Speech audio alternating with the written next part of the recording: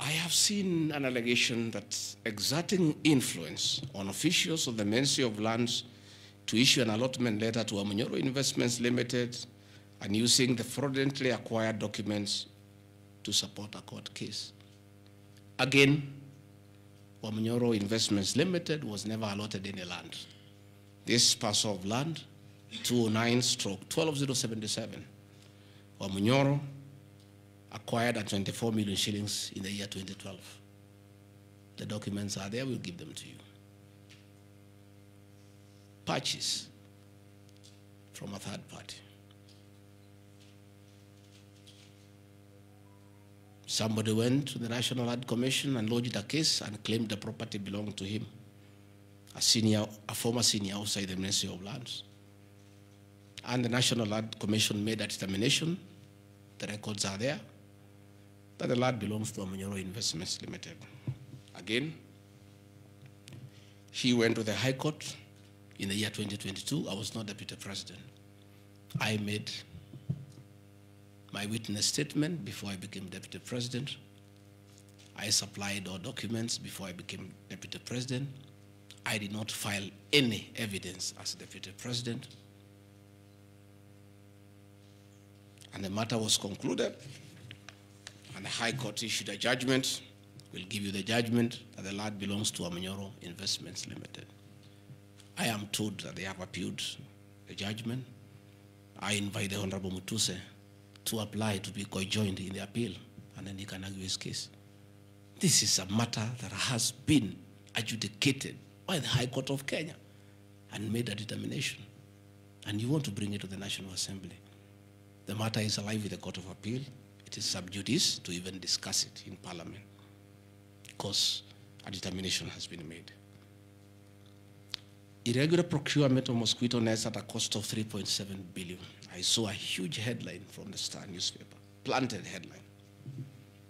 This is the most ridiculous headline I've ever seen. And this is the most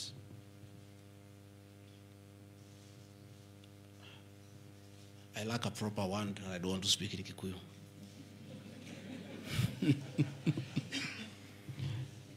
I think somebody needs to give me some water. What I want, I'm looking for.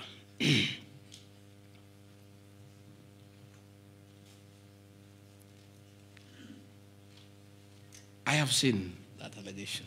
I want to respond as follows. One,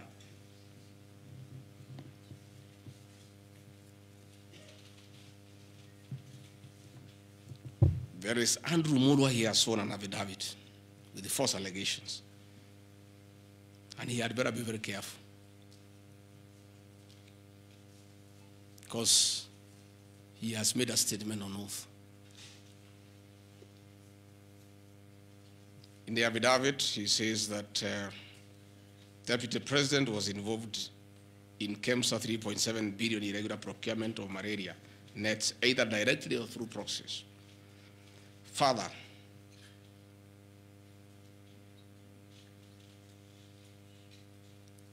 Shobika Impex Limited is an international company, the fourth largest manufacturer of mosquito nets in the world. It has done many tenders with KEMSA, with the Global Fund,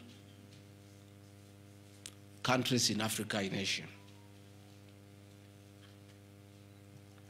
And there was a tender.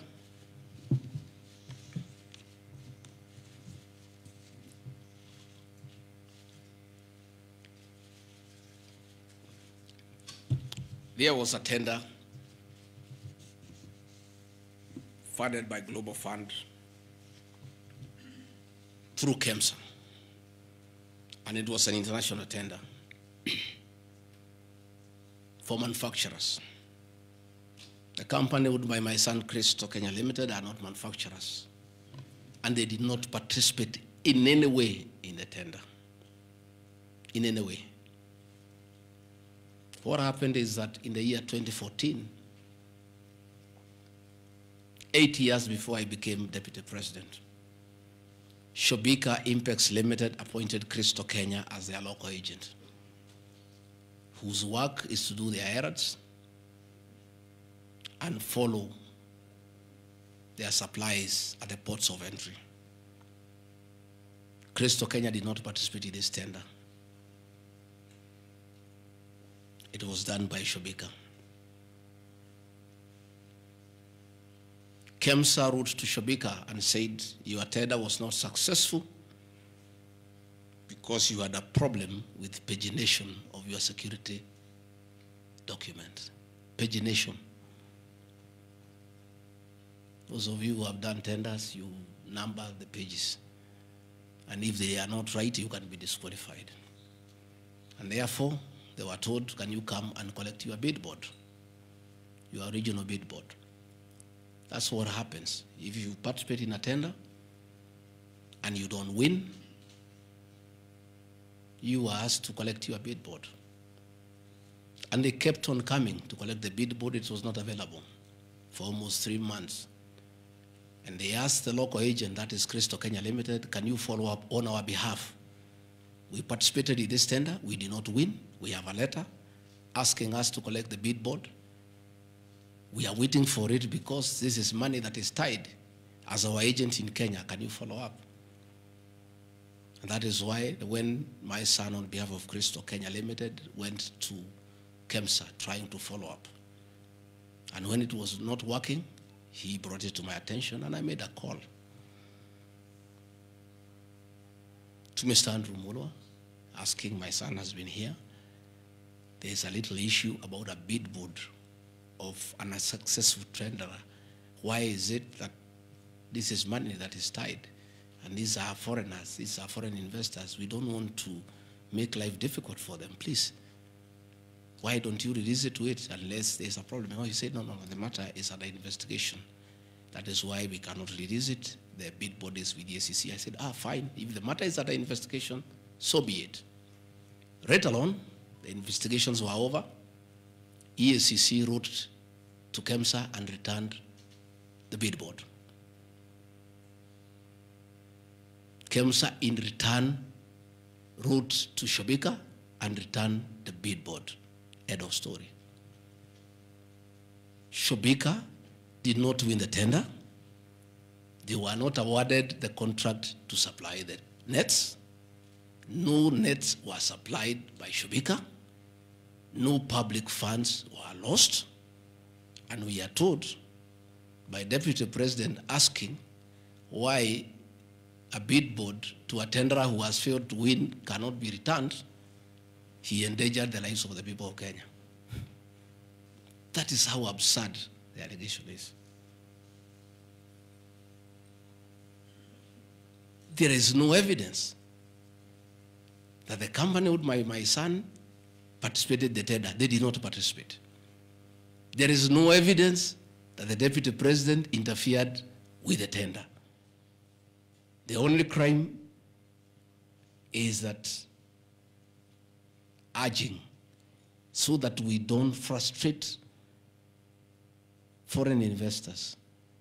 If they were not successful, why are you keeping their tender security? You need to give it to them. And it was a lot of money. I think it was 500 million or something like that.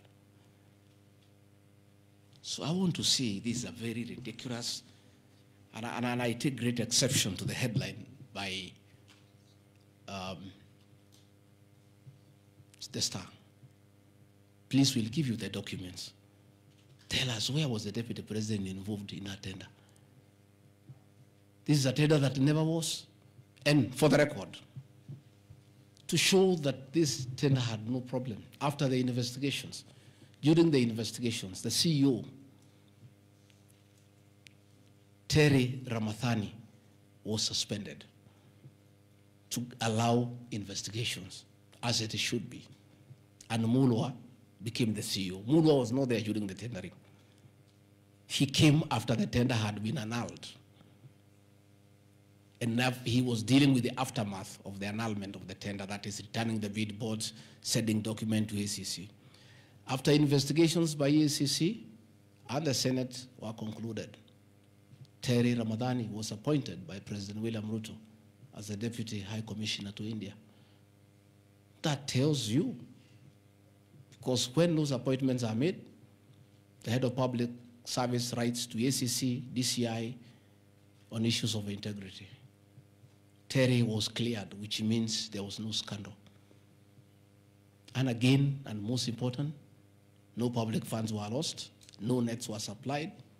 Therefore, this is another fishing expedition to just justify the 5.2 billion. I think that is why they were putting the 3.7 billion to make the maths to add up. You know, when you want to talk big figures, you must look for 3.7, 600, and all that.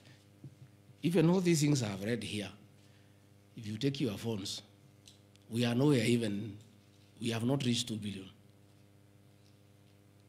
Because Olive Garden, 400 million. Queensgate Apartment, 600 million. Outspan and Treetop, 600.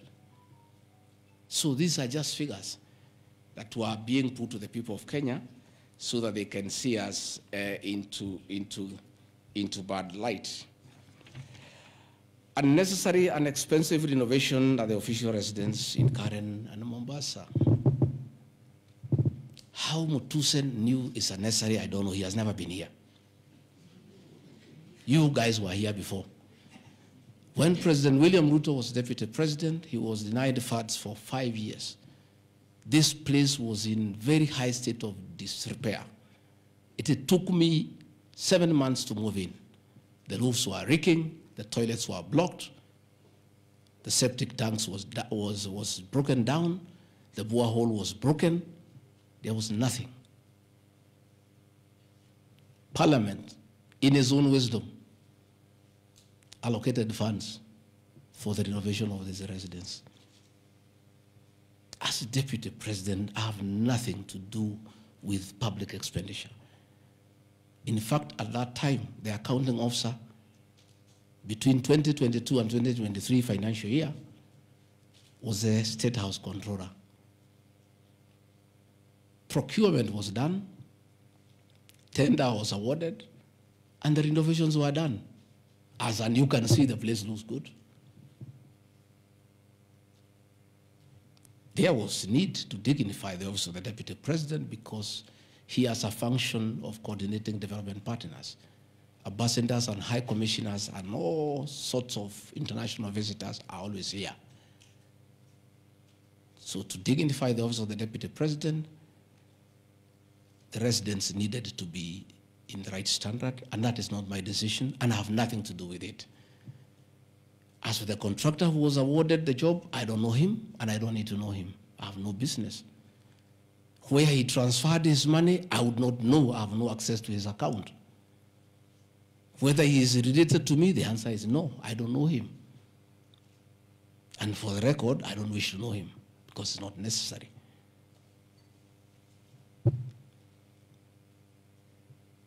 Government expenditure is audited every year by the Auditor General.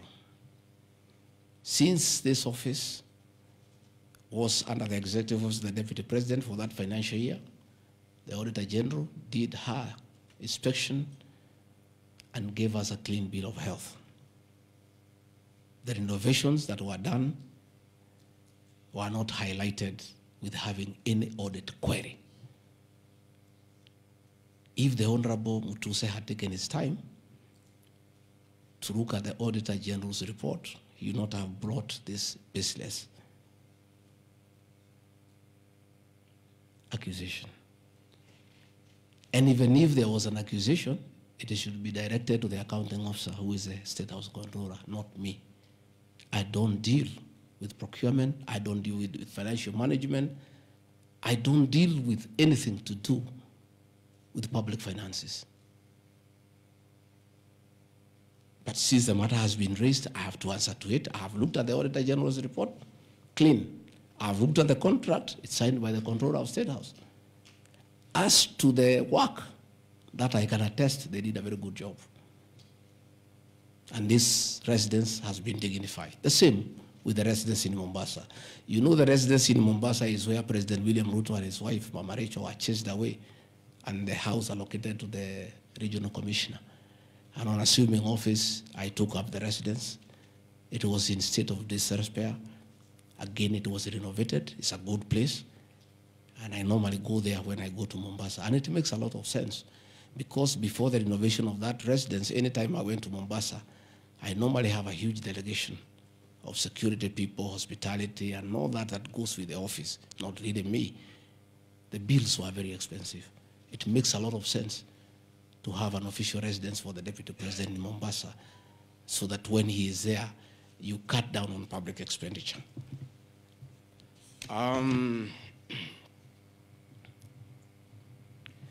Dubiously acquiring a substantial portion of sum of 100 million paid to Lusona Events Limited. Again, that's another ridiculous acquisition from the North. This is people who give services here for events. We have many meetings. You have come here for IBEC. There are tents put up here to the required standard. We have meetings here for development partners. This is a very busy residence. Most of you have been here. Again, I don't get involved in procurement. That is the work of the accounting officer and his team in public finance management. As to the person who does that work, I don't know he or she, and I have no business knowing who does the work. Those are things that are not in my purview. Again, the ridiculous accusations that money came to me, one would have to demonstrate how it came to me. Was it brought to me through my account, through cash? Who was there? What is the evidence? Again, it is just trying to throw mud at me. And I want to say that that accusation is baseless, and we believe we want to see the mover of the motion coming up with tangible evidence. Again, these accusations lack particularities and specifics. They are just generalized accusations. Again, we'll be challenging that again in court because there is a ruling that grounds of impeachment must be well-grounded and must be particularized and specific. This is just an allegation. Where is the nexus between the supplier of events to this residence and the Deputy President, Rigathi Gachagua? There's no nexus. I don't know the person. I don't know the company. I'm not involved in the procurement. I don't even know how it is procured. All I do is I want events, and they are arranged, and I take part in those events. Those accusations of funds utilizing the Deputy President, in the office of the Deputy President, coming for my personal benefit are ridiculous, unfounded, and totally malicious, and there's no evidence whatsoever. And I want you people of the press to also have these people to give you the evidence. Don't just write headlines. Ask, where is the evidence? Where are the particulars? You know, you don't just allege, oh, this particular supplier, this money went to the Deputy President. Yes, fine, that is good. How? How did it go to the Deputy President? You must explain.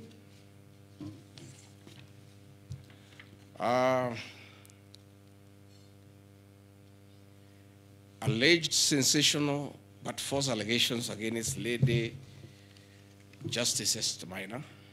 It is alleged that a special notice of motion at ground 4 had a gross violation of the Constitution, that I publicly attacked the Lady Justice Esther Minor and falsely threatened to bring action against her.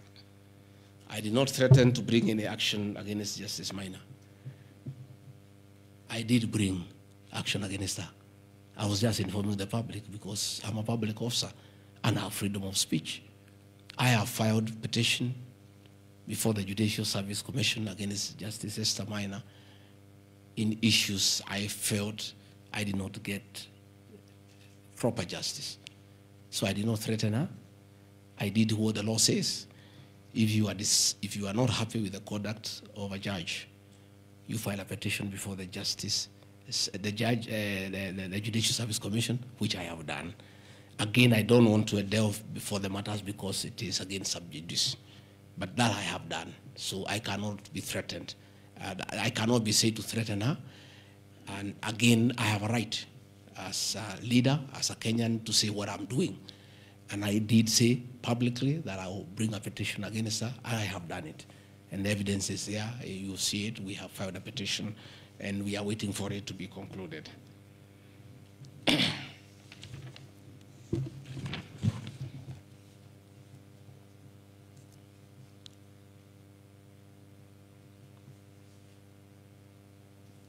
Again, I want to emphasize that my statements were protected speech consequent to a decision by the landed judge in a matter involving my personal assets, which I disagree with and found to be wholly unfair. The matter having been concluded at that stage, my criticism of the decision was not sub judice, nor in any other manner prohibited by law. While I respond to the ruling of the landed judge, I was in absolute disagreement with it. Contrary to the assertions, the special motion, I did not forcefully threaten to bring action against the landed judge. I took legal action available to every citizen of Kenya under Article 168(2) of the Constitution, which allows any person to petition the Judicial Service Commission for the removal of any judge, and filed a legal complaint before the Judicial Service Commission in March 2024. The complaint being live before the JSC, discussion of the conduct of the landed judge in the said matter here would be sub judice. Diverting materials meant for construction of Kilifi Malindi Highway to tarmac a private load to Vipingo Beach Resort. Again, I said Vipingo Beach Resort belongs to the estate of the late Governor Gachagua. The facts are as follows. King Charles III visited Kenya between 30th October 2023 and 3rd November 2024. During his state visit, one of the designated places where King Charles III was to visit was Kuritu Marine Conservancy, which shares a road with the Vipingo Beach Resort. And it's a public load, by the way, it's not a private load. I have annexed a copy of the program of the state visit to Kenya by King Charles III, marked RG, which at page 13 on items 63 and 64 shows his departure and arrival at Kuritu Marine Conservancy. As I was walking around, I slept there, I think 2-3 weeks before the arrival of the king. And as you all know, I walk every morning. And as I walked on that road, I found there was a lot of activity and tarmac was going on. I was very happy and I asked what was happening. And I was told that the king himself, the third, will be coming.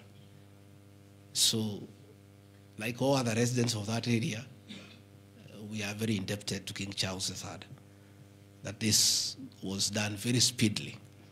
Rigathi Gachagua never called anybody to do this road. In fact, I'm informed that this road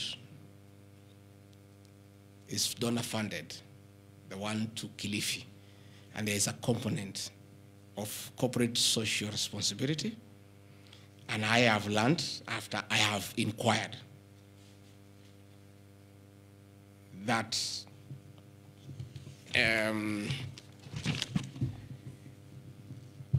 these people of, that road is called Takawungu Shariani Vipingo. It's off the main road. And I am made to understand that Kuritu Marine Conservancy, Vipingo Secondary School, Shariani Primary School, among other stakeholders, including a public market, applied to Kenya to be considered for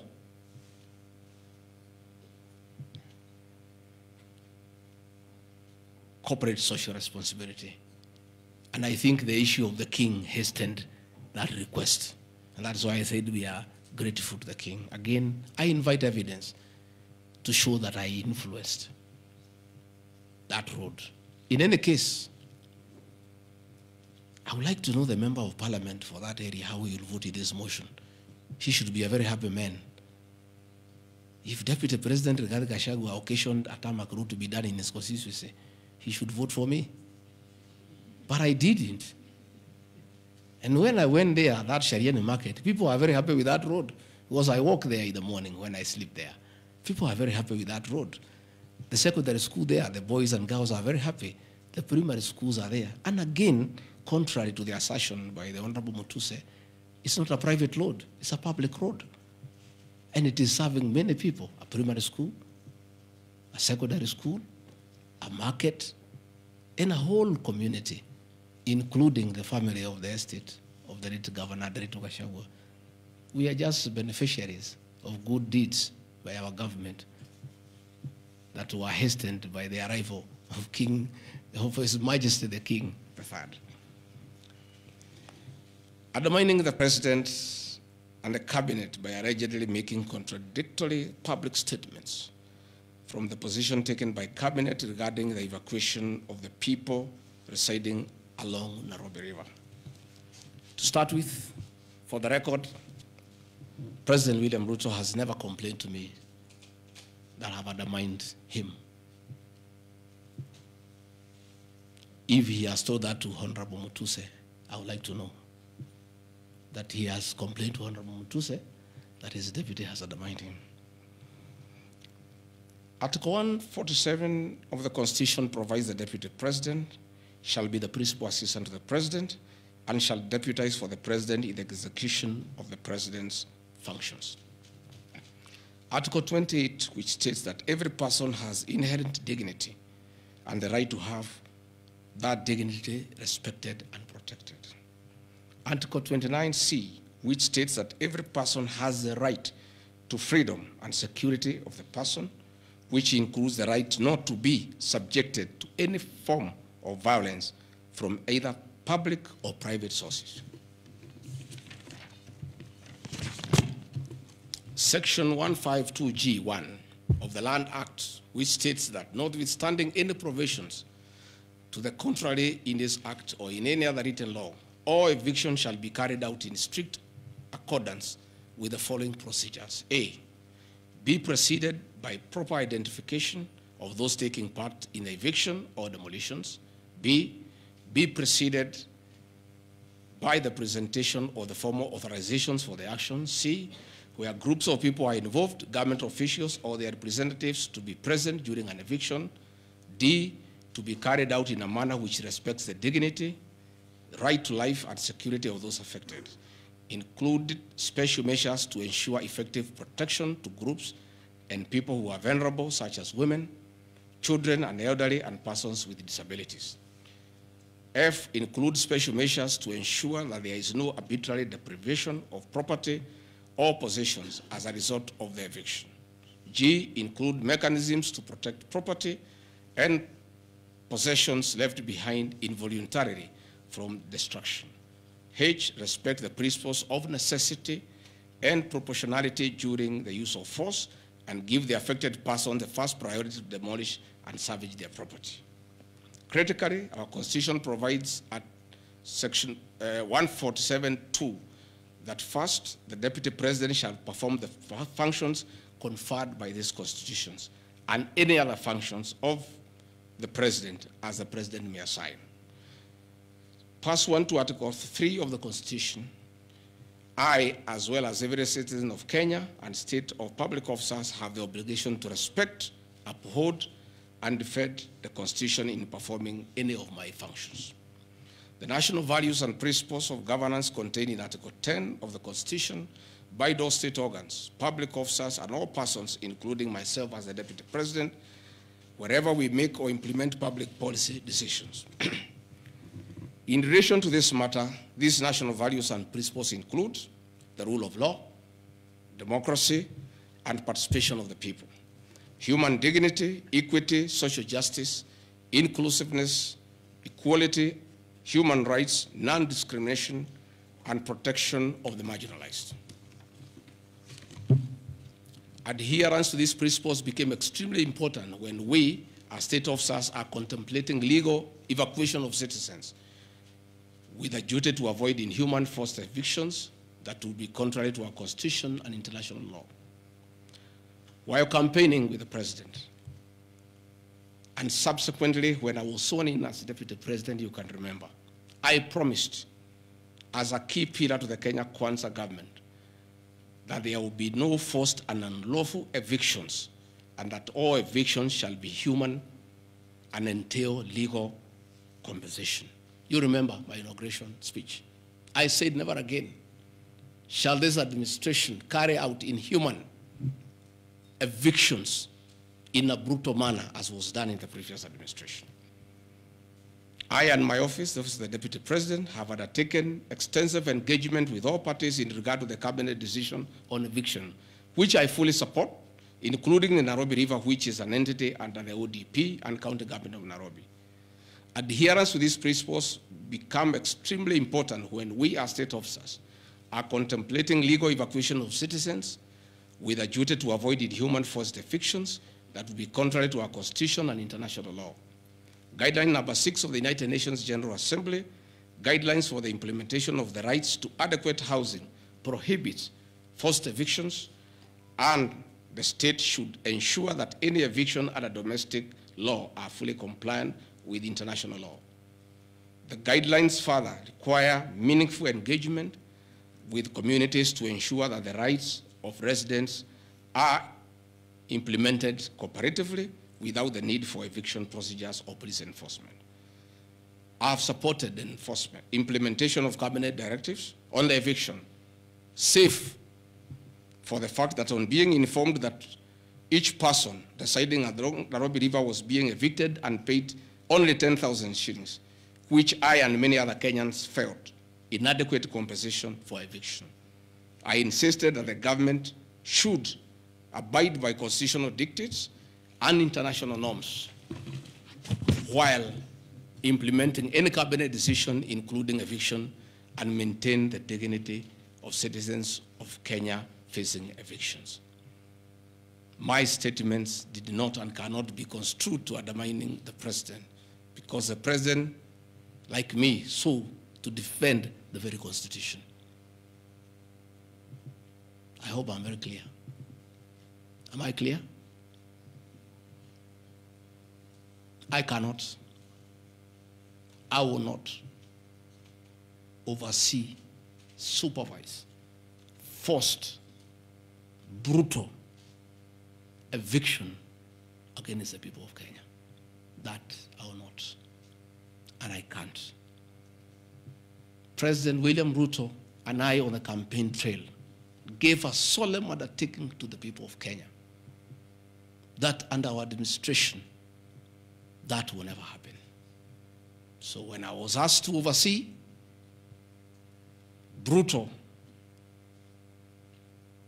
inhuman eviction against innocent people without notice, without compensation, without due regard to what the Constitution says, I found it very, very difficult. And I rescued myself and allowed the CS for Interior, the Head of Public Service, the PS for Internal Security to proceed. If that is the reason why Rigathi Gachagua should be impeached as Deputy President of the Republic of Kenya and sent home for refusing to undermine the Constitution, for saying no to brutal and inhuman eviction of poor Kenyans, let it be. Undermining devolution by allegedly holding a meeting in Nairobi. Good people. I'm sure you are as embarrassed as I am. That a deputy president holding a public meeting to talk to the people of Kenya is undermining devolution.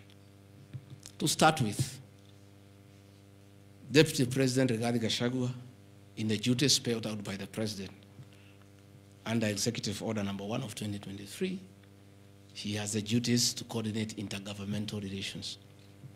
I work with the governors. This is the home of devolution. I hold meetings with the governors every day. I chair IBEC. I cannot be accused.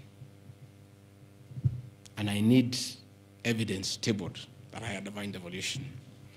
The motion alleges that on 29 September 2024, I unlawfully interfered with the running of the Nairobi City Council government by holding a public rally where I allegedly incited citizens against law directives of the county government on planning and relocation of markets. This is my response. It is not true that I incited citizens against the law directives of the county government, as alleged.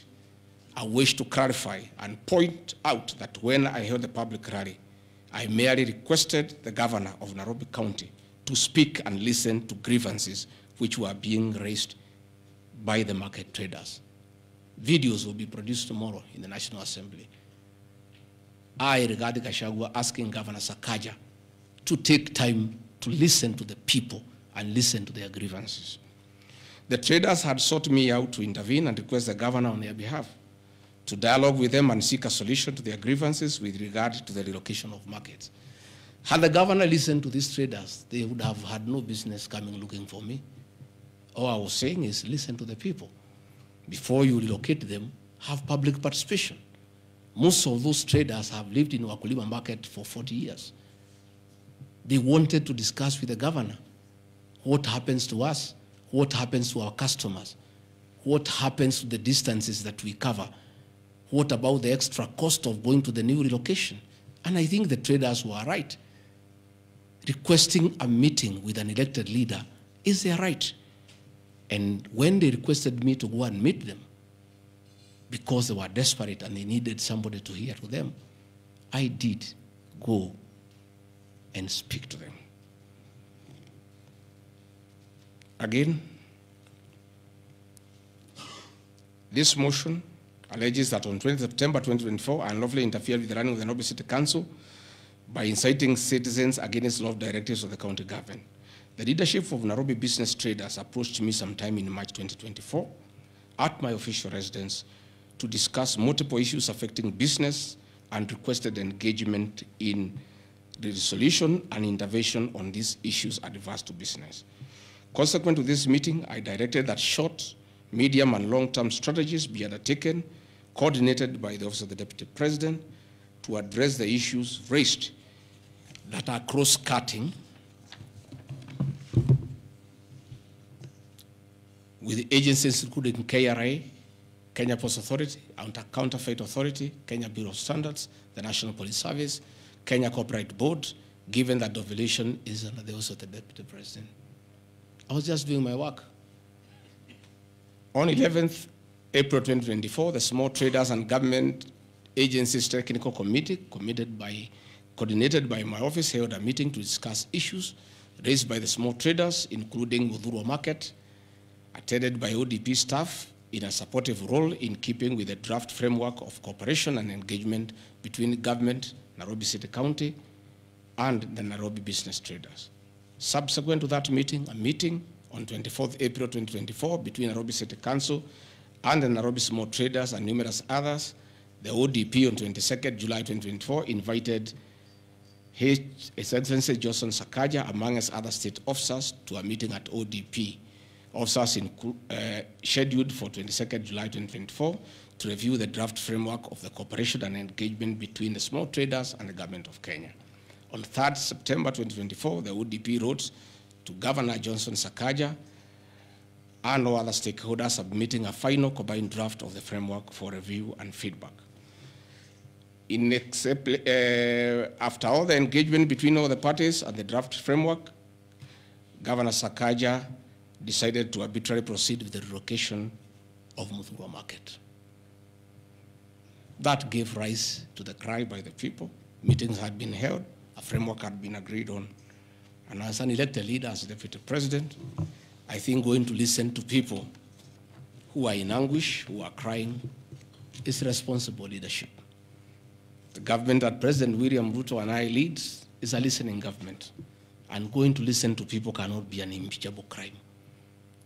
I would like to know how members of parliament would want to send me home for going to listen to people who are crying that they need to be listened to. I would like to understand. Undermining devolution by allegedly holding meetings to fight alcohol.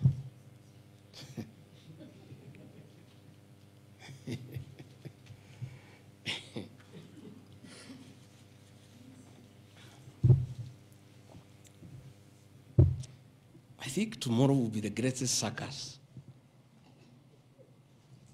Or do I call it the theater of the absurd? That Deputy President Rigathi Gachagua, undertaking duties assigned to him by the President to fight illicit brews and drugs across the country, should be impeached because by doing so, he is interfering with the devolution. I held meetings in Nyeri, attended by Governor Kahiga, Governor Waiguru, Governor Irogo Kangata, Governor Wamatangi, Governor Kiari Badilisha. I held a meeting in Chuka, attended by governors of Embu, of Tharaka Nithi, of Meru. I attended a meeting in Mombasa, attended by governors of Kwale, a representative of the governor of Mombasa, the governor of Taita Taveta, a representative of the governor of Lamu, to discuss. I held a meeting in Nakuru, nearly with all governors present, and all of us jointly, under my chairmanship, the Ministry of Interior and Governors, we agreed on how to tackle the menace of illicit brews. And we have a good story to tell. Out of those efforts, our young men who are sleeping in trenches are back home. Women are very happy their husbands are back home and they are bringing food. In fact, some children have been born. Some have even been named Gigi because of the effort that I have put in fighting illicit brews. I think the people of Kenya would be shocked to hear tonight that one of the accusations against their deputy president and why he should go home is because he led the battle to fight illicit brews and drugs that has caused havoc among our young people. Please, if Rigathi Gachagua is a problem, why don't you assign this job to somebody else? Because this job must be done. We must get our children off drugs. We must fight illicit alcohol. And saying that you want to impeach the deputy president because fighting illicit brews and drugs is interfering with the devolution. I think this is the greatest joke of the year. Even the 291 MPs who signed this motion, most of them, because I know them, have looked for me personally to thank me for the way I have successfully led the war against drugs and illicit brews. And that is why that sham public participation should have had my responses so that the women could hear that one of the accusations against their deputy president is that he should be sent home because he was leading the war against illicit brews and drugs. I don't know. I think there is something wrong in this country. That somebody has sat down to draft a motion to impeach the deputy president of the Republic of Kenya. And one of the grounds is that he has interfered with the devolution by leading the war to fight illicit brews and drugs. This is a height of absurdity. And Parliament will be the theater of the absurd. I would like to hear what is the nexus between fighting illicit brew and interfering with the devolution. I would like to know. I've never had any governor complain. I've never had any MCA complain. I've never had any Kenyan complain. The only Kenyans who have complained are few. They are the manufacturers who are manufacturing poison under the guise of producing alcohol. Those are the only few ones.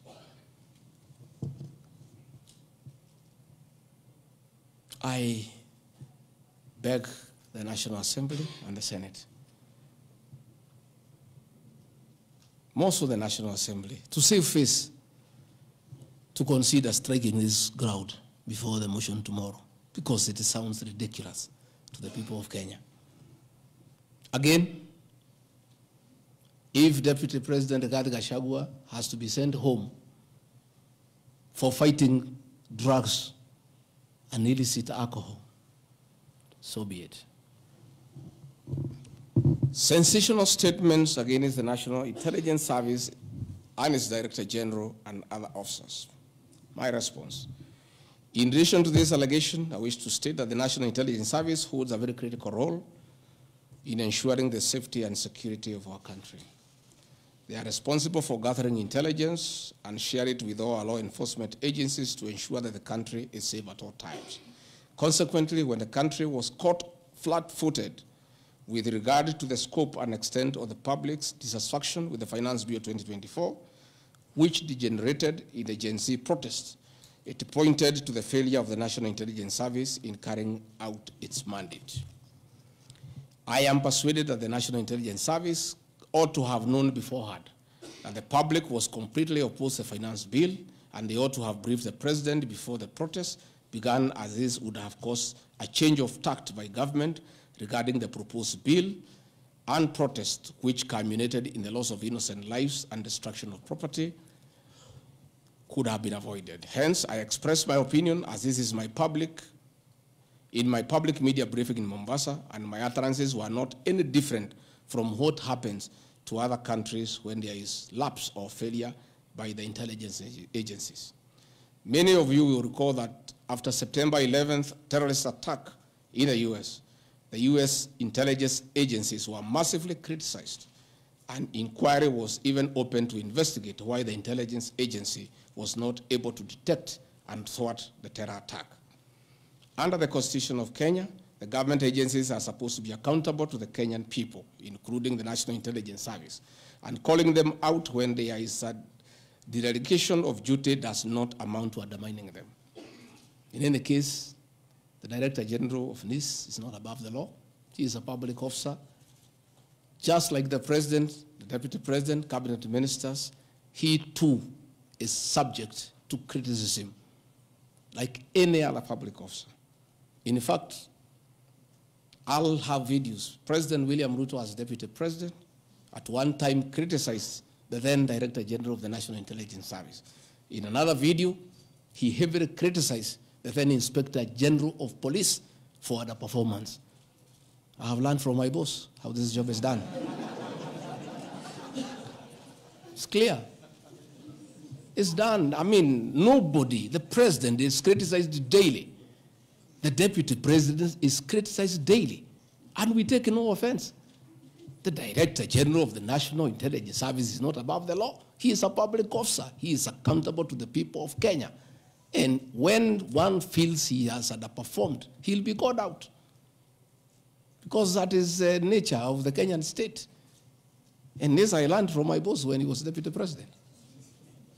Again, there was the issue that the President and I committed ourselves publicly that never again in our administration shall ever we allow abductions and extrajudicial killings. Despite the police keeping on misleading the President to say that there are no abductions, you all know, you have evidence on video that they have happened. And that is what I commented, and I said it is wrong. And because I'm a truthful person, I'll say what is wrong when it happens. Despite the fact that I am compelled by the principle of collective responsibility to be part and parcel of every decision made by government, that I'll continue to do so, but only those decisions that are constitutional and within the rule of law. Abductions and judicial killings are unconstitutional. I will never support them.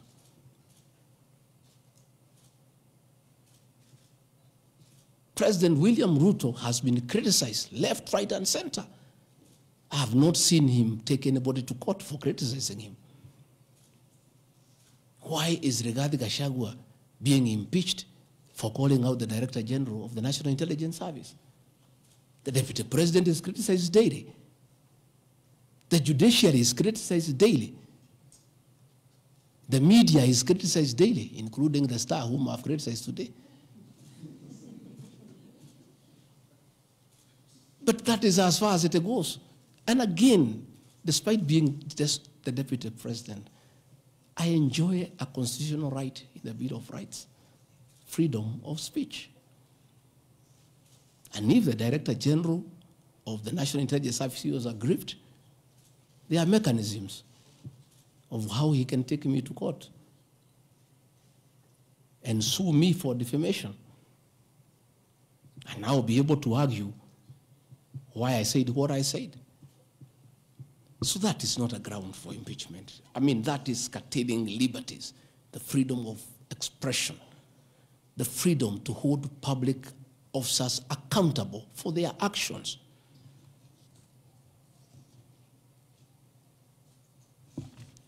And I want to say finally,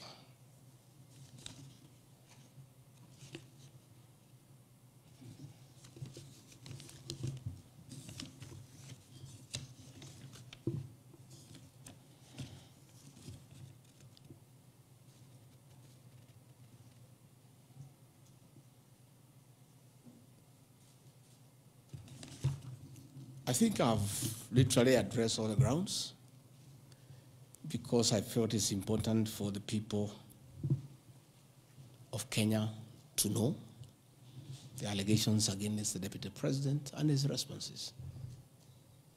And as you have heard, though you are not judges and you are not advocates, there is nothing here that violates the Constitution.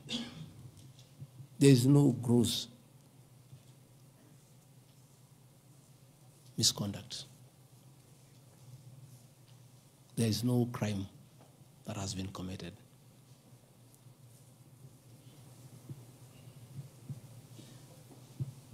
I'm innocent on all these charges, and I want to clarify my apology yesterday to the President did not in any way imply that I'm guilty of these charges. I'm not. This I'm not. My statement was that if there is something I've done to the President that I don't know, that probably has upset him, I ask for his forgiveness.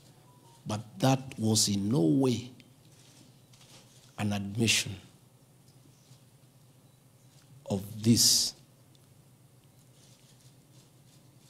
ridiculous allegations meant to overturn the will of the people.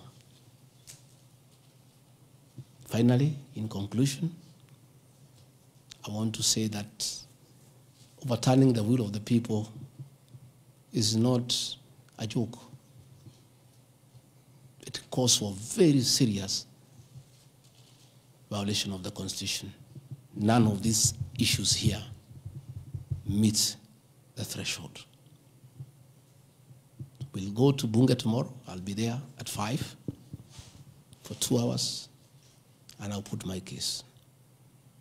In the unfortunate event it proceeds to the Senate, I'll be there again to prove my innocence by way of evidence.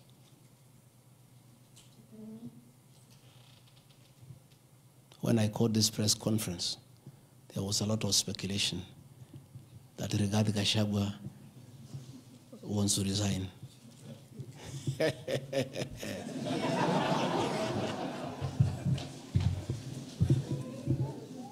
This is a man elected by 7.2 million Kenyans. How dare you suggest to him that he can do so without public participation?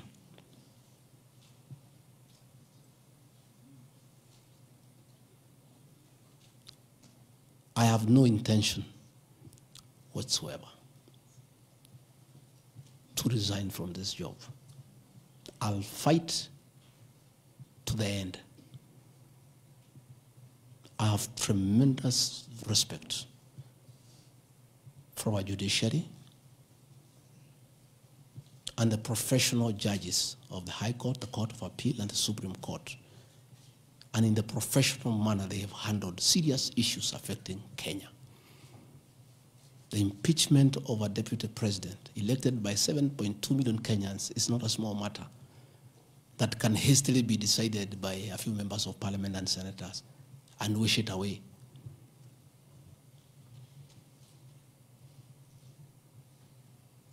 I'll submit myself to independent institutions to get justice. And I'm sure, I have no doubt in my mind that I'll get justice. And this impeachment will be thrown out.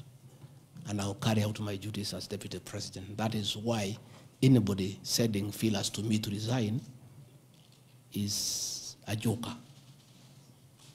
And I found a few people using my friends to come and sweet talk to me. Please, my friends, I don't want to become enemies with you. When you are given such silly messages, don't bring them to me. I have no intention. I cannot resign.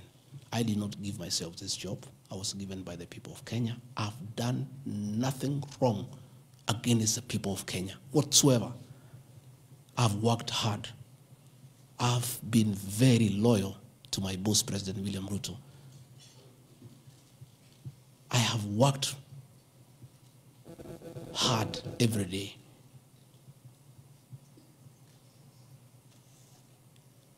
And I will not be distracted. I think there's one issue I've forgotten, one ground. The issue of the shareholding, isn't it? Even you guys can remind me if there's one issue that I have not dealt with.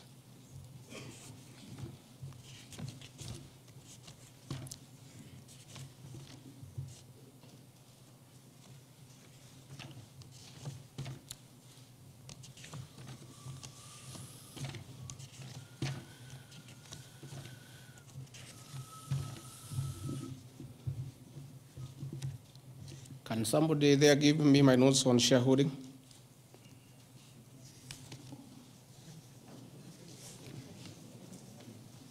Yeah, I have them here. That's okay. Yeah, this is an important one. Yeah, there are several. I had not, there are a few silly ones. There's one that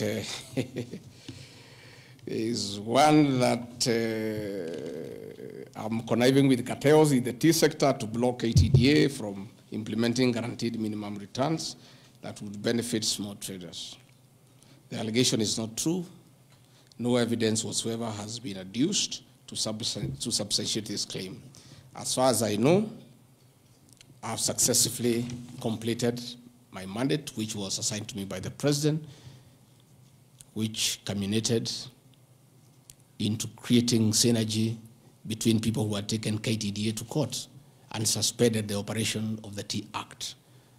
As a result, the Tea Act now is in operation. The president never mandated me to take over the affairs of the Ministry of Agriculture. He asked me to spearhead tea reforms. I did the tea conference in Kericho, brought all the stakeholders together, and as a result, I created a synergy among all the stakeholders, and we agreed that those people who had gone to court withdraw the cases, and now the Tea Act is operational, and that will see meaningful reforms. As to claims that I have stopped the selling of tea in Mombasa, there is no evidence to that effect, and I want to call upon the Honorable Mutuse to provide that evidence. Again, in matters coffee, I was given the job by the president to initiate coffee reforms, which I have done successfully. I held the coffee conference in Meru for 3 days in 2023. For the last 2 years, I have been working with stakeholders, including members of parliament and the Senate, which has culminated into 2 bills, the Coffee Bill 2023 and the Cooperative Bill 2023.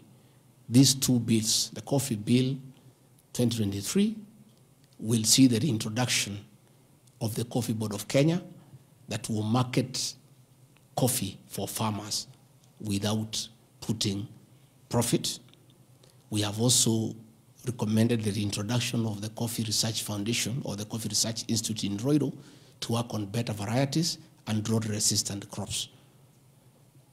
Through my efforts, again, I've completed my work.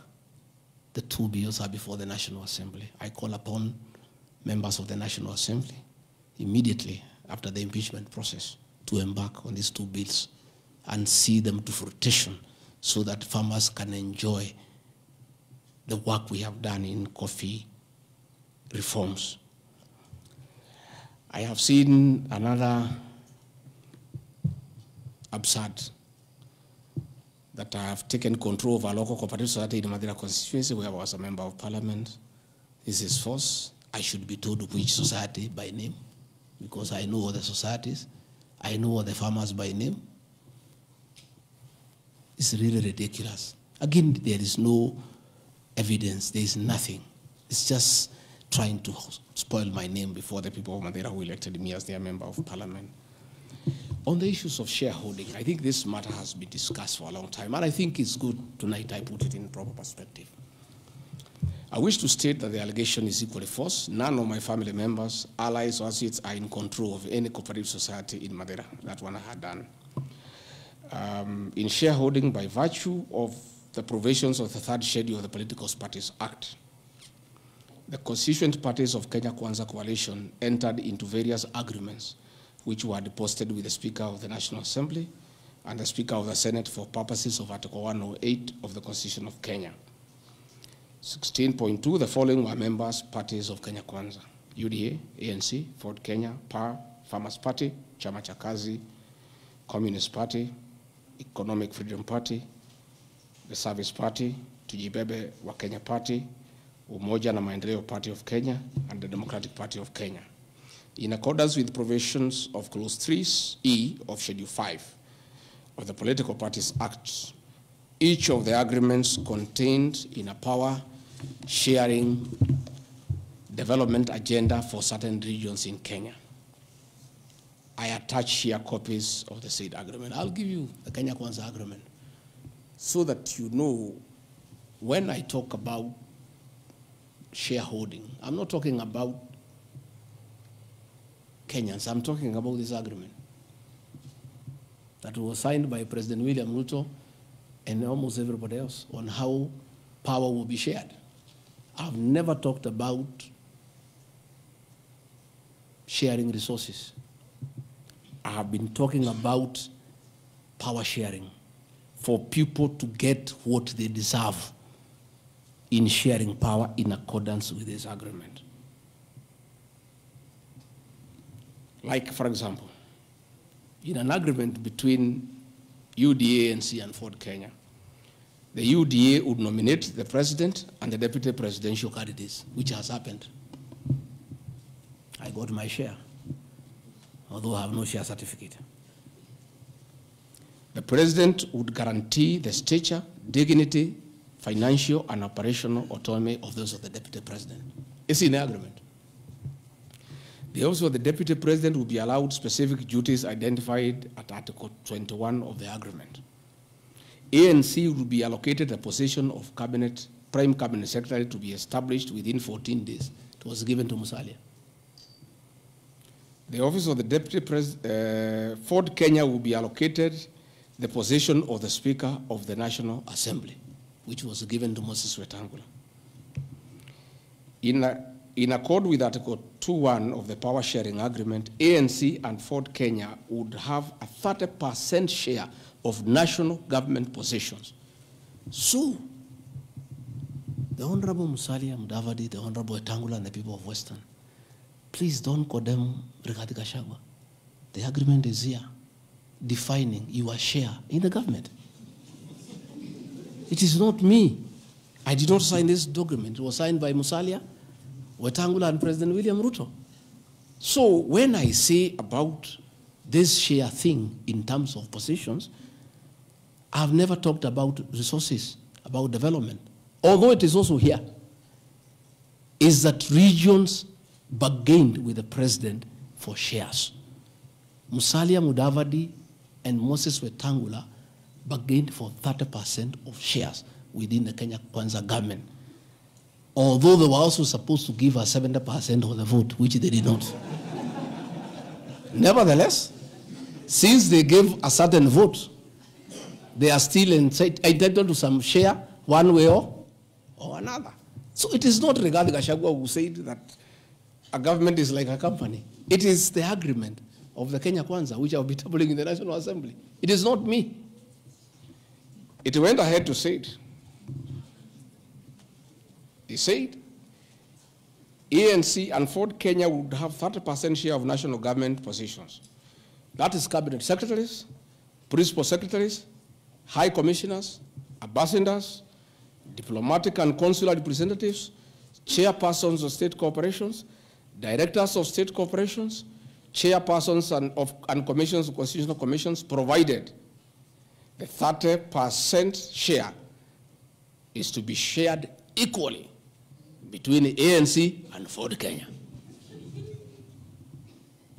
Sasa mimi nikiambia watu wafuate share yao, makosa yangu ni gani? Iko hapa. I did not sign. They went ahead. Musalia Mudavadi and Wetangula. And they must follow these things. Because I will not follow for them because I was not party to the Western agreement. The agreements were with regions. So when people say I'm dividing regions, I'm simply following the Kenya Kwanza agreement of the way it was debated. They went ahead and said, Article 22 of sharing agreement set out a list of priority projects which Kenya Kwanza would endeavor to fulfill in the ANC and Ford Kenya strongholds of Western Kenya between 2022 to 2027 on a priority basis. Musalia Mudavadi and Wetangula signed a package for Western Kenya. I've never had anybody call them tribalists, but they signed an agreement demanding for Western Kenya. They demanded, and it was agreed it will be done. Completion of all incomplete or stored bitumen roads.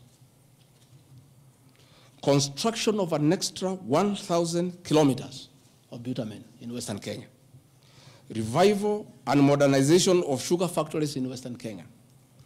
Establishment of new industries identified in Article 22 of the agreement.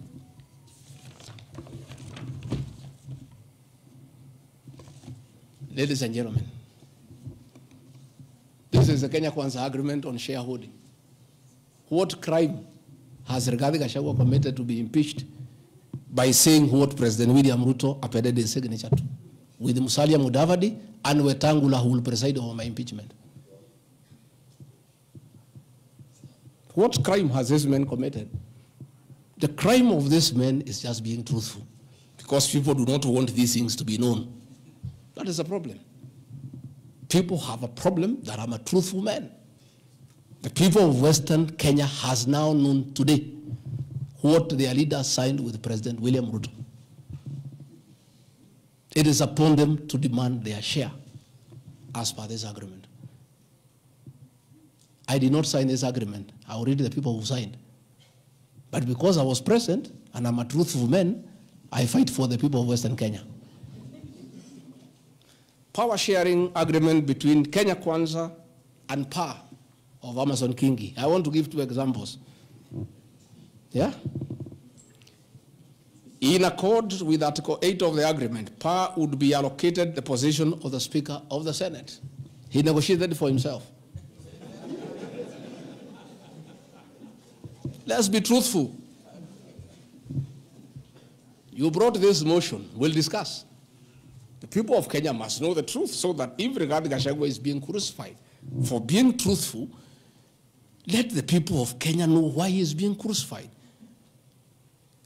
How can Moses Wetangula say I should be impeached because of saying people to get their shares when he is a signatory to a share agreement with the president on what will go to Western Kenya? And then they accuse me of tribalism. They did not say anything should go to Central or Mount Kenya. They talked about Western. When I say something for Mountain, I'm a tribalist. Kingi said, position of Speaker, you are Mepewa. Article 9A of the Power Sharing Agreement, PA would nominate the candidate for appointment of one principal secretary when Kenya Kwanza came to power. Amepewa. For Article 9B, the Power Sharing Agreement, Kenya Kwanza and PA would agree on what share of national government positions cabinet secretaries, principal secretaries, high commissioners, ambassadors, diplomatic and consular representatives, chairpersons, state corporations, etc., etc. Power sharing agreement, that is a word, so that nobody should ever again in this country ever accuse me of talking of shares. It is not me. It is my boss, President William Ruto, who appended his signature with other leaders that Kenya is like a company of shares. It is not me. And he signed the agreements. Sharing Kenya is here, it's being shared. True or false? True or false? They have shared the Speaker, they have shared the Senate, they have shared Deputy President, they have shared the President. That's what I've been saying. And then I'm being told that I'm dividing the country along ethnic lines. I did not append this signature. I'm just being truthful. That is my crime. People want these things to be hidden so that they pretend to be nationalistic and say Rigathi Gachagua is tribal. But the people who append these signatures are the ones who should explain why they were signing things for their regions only. Yet they say they are national leaders. Power sharing agreement between the Kenya Kwanza coalition on one part and the Communist Party, nini. So, Service Party, at least I saw Chama cha Kazi. They say the party leader should get something. Moses Kuria was given something. The Service Party of Mwangi Kujuri got nothing. You know? So, unajua sasa, ile shida iko Kenya hii ni ukora. And people not being truthful. The agreements are here. Like in a Communist Party, they have been making noise. They signed an agreement, they have not seen anybody. Yeah? So,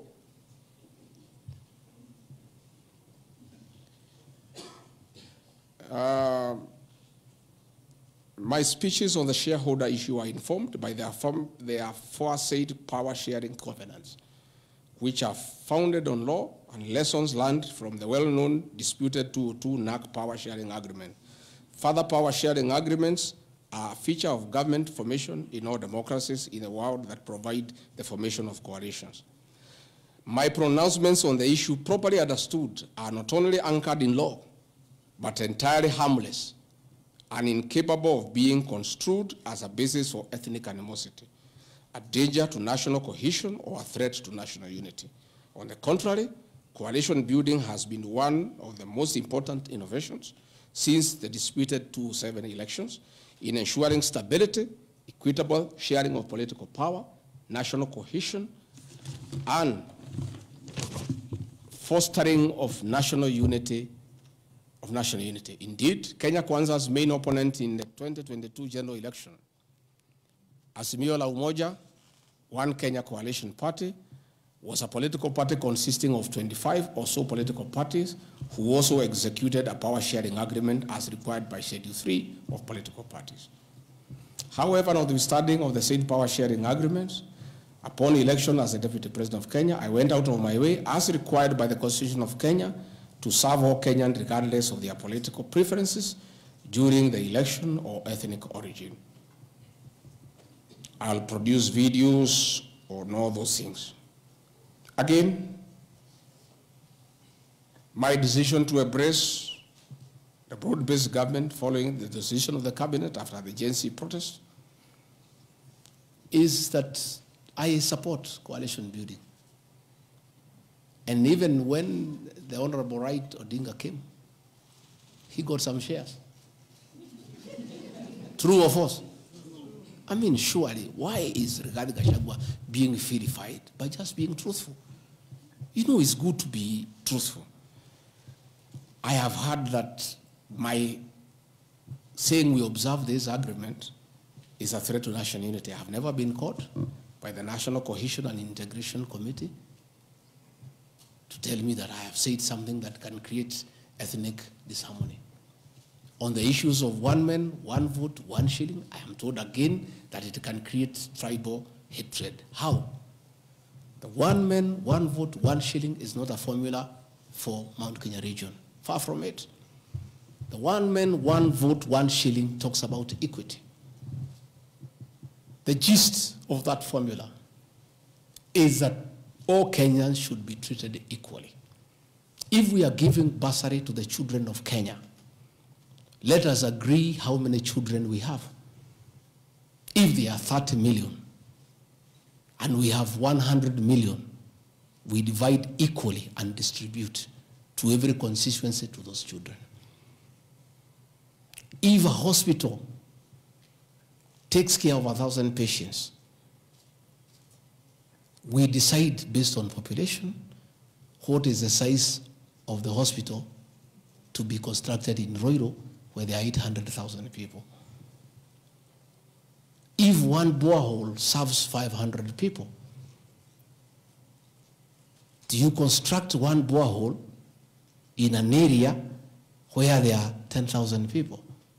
You need to construct more boreholes. That's all.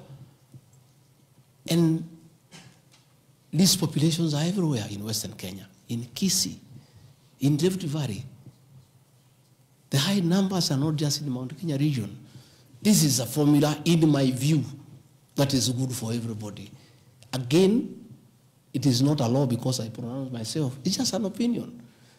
And in our democracy, I think it's only fair to allow people to have freedom of speech and to be entitled to an opinion. There are those who talk one man, 1 foot, 1 kilometer, and it is their right. And we should also listen to them and consider. And all those opinions can be harnessed, and people can agree which is the best formula to take care of the people of Kenya. That is all I said. I wanted to read to the people, of course, the projects that were negotiated, but I don't seem to have that page. I produce it tomorrow in Parliament. So that when they hear I am fighting, I am also fighting for them. Mine, for the Mount Kenya, and President William Ruto, we never wrote anything, because I'm a very trusting man. So is my people, as we did word of mouth. So once in a while, we may argue kidogo kidogo because there is nothing written. So sometimes it's when people say I'm blackmailing the president, but I'm simply asking, my boss, we agreed the following, can we please do it? We agreed this on that, can we do it? We agreed that the people of Mount Kenya who had been given jobs by Uhuru will not be removed without being replaced. We don't seem to be honoring that. Can we honor it? We agreed where we needed to replace somebody who has not performed, we exchange 1 for 1. Can we do it? We agreed that we need to give Mau Mau roads priority. Can we please do it? Because that is what we agreed. It's simply people being honest with each other and living true to a gentleman's agreement. That is what it is about. So I wanted to explain to the people of Kenya, I am not against any region of Kenya. I am just a crusader for honesty and for fulfilling written and unwritten agreements. That is all I am. I say if we agree on something, please let's do it. If we agreed we shall do ABCD before we are elected, let's do it. If we agreed we shall not brutally evict innocent people, please let's not do it. If we agreed that we shall create a good business environment for people to do business, please let's not do it. If we agreed there shall be no abductions and extrajudicial killings, please let's be true to the people of Kenya. That is all. So I want to thank every one of you. And because I've been in Parliament, I don't think it's necessary to have questions. I've been very, very clear on no issues, why I called this a press briefing. I've said I'll be in Parliament tomorrow. I've asked my team to try to give you all the materials so that you can also go and digest. But I think I've prosecuted my case before my employers, the people of Kenya. And I trust because the members of Parliament are also listening. They'll be fair, they'll be just, and they'll be true to their conscience and do the right thing, and not hang an innocent man without evidence. I wouldn't mind being crucified if there was evidence, but there's nothing, zero. I've explained myself to the fullest.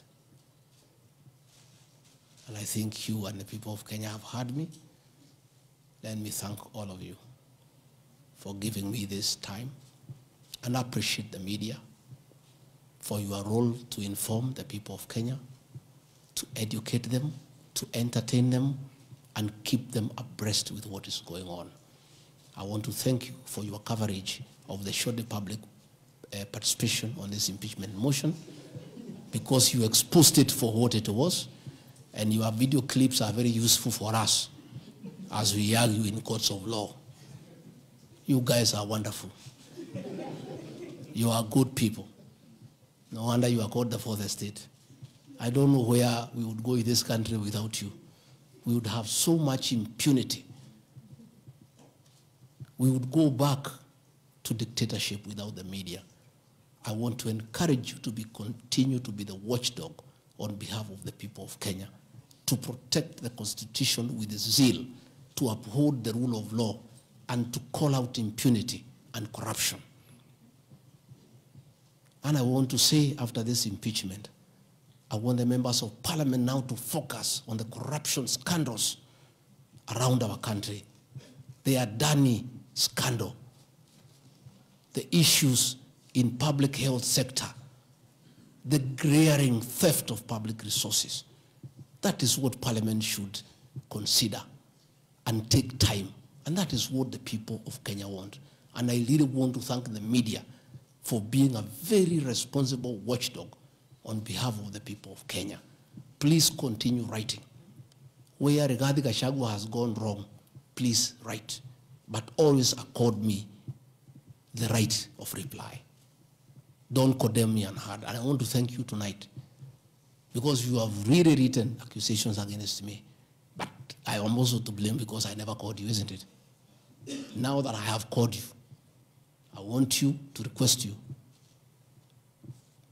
Every accusation, put my answer. Is that not fair? Let the people of Kenya judge. You want to ask questions? Yes. But not outside this. Okay. Your Excellency, thank you. We appreciate you hosting us here. You have said a lot in the last more than nearly 2 hours, so I'll be very brief in relation to what you said. My colleague Sam Gituk hosted you here on the 20th of September, and you said a motion of such magnitude cannot head to Parliament without the sanctioning of the party at the parliamentary group level and without the go-ahead or the green lighting by the President. Has President William Ruto, in effect, sanctioned that motion now that it's in Parliament? Second, this is in relation to your statement on the 4th of January this year regarding High Court Judge Honorable Esther Maina you have mentioned. You said you accused her of corruption, and you said you'll file a petition, but we never saw you there. You nonetheless said that you have filed a petition. Can you tell the Kenyan people when you have filed that petition? Maybe you can note. This one the same because, Your Excellency, you and President William Ruto hold the ultimate office that must provide answers for the Kenyan people. You therefore are open to accountability, scrutiny, and questions. When you took your oath of office, you told the Kenyan people that the country has empty coffers, that you inherited empty coffers. However, your statement is contrary to what the Kenya National Bureau of Statistics says, that at the time when you assumed office, the country had at its disposal 3.02 trillion Kenya shillings, includes revenue plus appropriations in aid. Why, Mr. Deputy President, did you make such a misleading statement in front of the Kenyan people and the world? Regarding your shareholding question, I'm sorry to hold you to account, Mr. Deputy President, that the context in which you have provided the agreement between the parties, the Kenya Kwanza parties, and your defense is different. This is what we said in Kericho County, that this government, on February 2023, this government is a company, you told the people, that has its shares. There are owners who have the majority of shares and those who just have a few, while others do not have any. You invested in this government, you told the people of Kericho County, so you must reap. You sowed, you tilted, you tilled, you put manure and irrigated. Now it's your time to reap. Some few months later, the High Court quashed the appointment of more than 1,406 KRA officials. And the judgment? 700 of those officials were either from the Kalenjin or the Kikuyu community. How much of a responsibility will you take, being part of the presidency, of such gross locking out of Kenyans who qualify, who are competent, who merit, yet half of those appointments went to only 2 communities? That's enough. Thank you. One, the issue of Justice Minor is sub judice. I don't want to discuss it because it's a matter before court, but I'll be able to give you the date when we filed so that you can follow the petition. As to the issues that this motion cannot find its way to the Assembly without the President nod, that is true. It can't. It has its nod. As to the issue of shareholding, again, this is a matter that I will be prosecuting. By answering your question, I'll delve into the merits and the demerits of the argument that will come up. But I also want to remind you that I did not say that it's a company. I said like a company. Like. You look at the clip, it's there. Like, I gave an example. And a company has shareholders. I've just read to you, there's 30% here for somebody. That's what I was saying. I was just being truthful without removing the agreement. Again, I am not responsible for making appointments in Kenya. I don't make any appointments. The Deputy President does not appoint anybody. You know, the appointing authority. Ladies and gentlemen, because my lawyers tell me we don't want to delve into the merits and the demerits of the presentation that I've made. Yes, Karanja.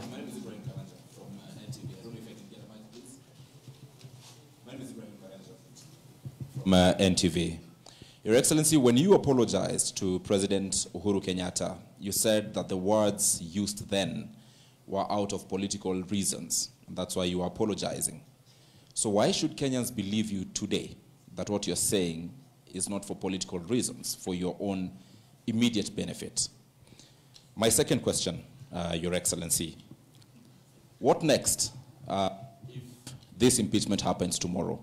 If you're impeached, what next for you? If you're not impeached, then what next in this political marriage between you and President William Ruto? Let's say your answer is what I've discussed here are facts. It's for the people of Kenya to look at the facts and decide whether they have the necessary veracity or not. As to what I'll do or not what I'll do, let's cross the bridge when we get there.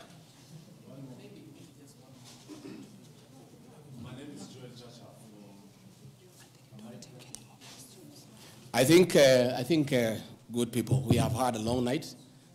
We have had a very long night, and you need to go and file your story. I want to once more thank you very much. Good people, asanteni sana, Mungu awabariki. Tutaonana kesho. Thank you.